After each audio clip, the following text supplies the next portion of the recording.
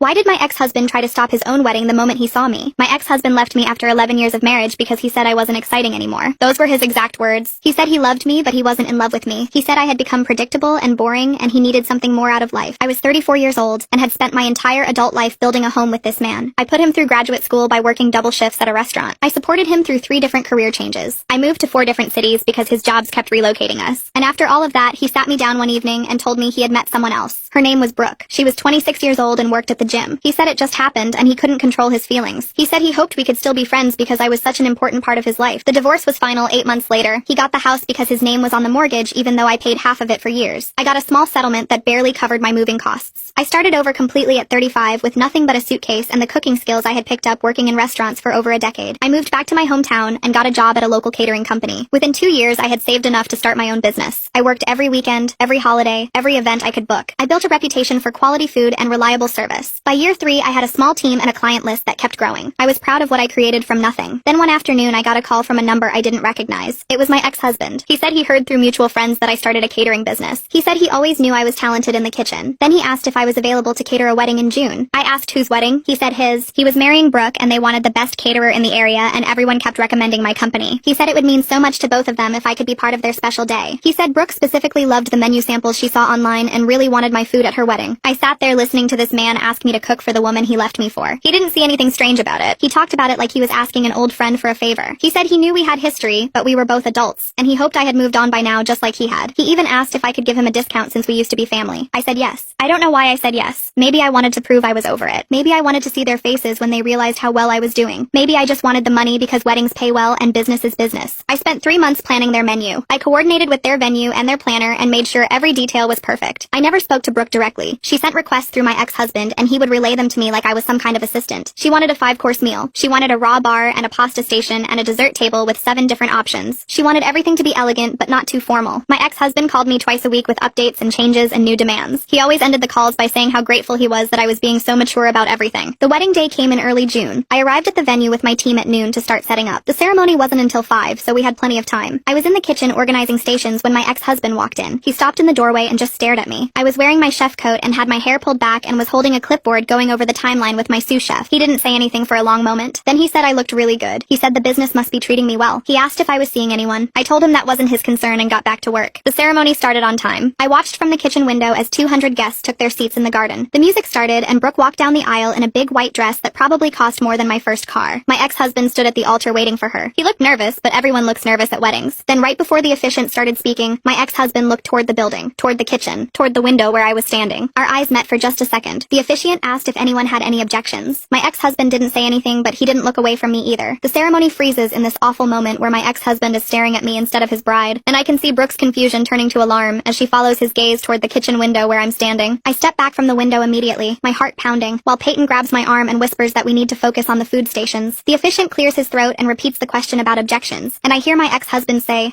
before trailing off into silence that makes 200 guests shift uncomfortably in their seats. Through the kitchen side door I can see Grayson, the best man, lean in to whisper something urgent while Brooke's face goes pale under her makeup. I force myself to turn away from the ceremony chaos and focus on the pasta station setup, but my hands are shaking so badly that Peyton takes the serving spoons from me and tells me to check on the dessert table instead. The ceremony music has stopped completely, and I can hear confused murmuring from the guests drifting through the open windows. I walk to the far end of the kitchen where the dessert table is set up, counting the 7 different options we prepared, making sure each one is positioned correctly. My hands won't stop shaking. I pick up a serving knife and put it down 3 times because I can't get it straight. Peyton appears beside me and takes the knife gently, setting it in place herself. She doesn't say anything, but her eyes are worried. Lena, the wedding planner, bursts into the kitchen looking frantic, asking if we can delay the cocktail hour because there's a situation with the ceremony that needs a few minutes to resolve. I tell her we can hold the hot appetizers, but the cold items are already plated, and the timing will be off if we wait too long. She nods quickly and disappears back outside. I can hear voices rising in the garden, not quite shouting, but loud enough to carry through the walls. 10 minutes pass with no ceremony conclusion, and through the window I watch guests starting to stand up and mill around awkwardly, while Brooke and my ex-husband have what looks like an intense whispered argument near the altar. Nora, the maid of honor, has her arm around Brooke while Grayson is physically positioned between my ex-husband and the aisle like he's preventing an escape. The photographer has stopped taking pictures and is standing off to the side looking confused. Some guests are checking their phones.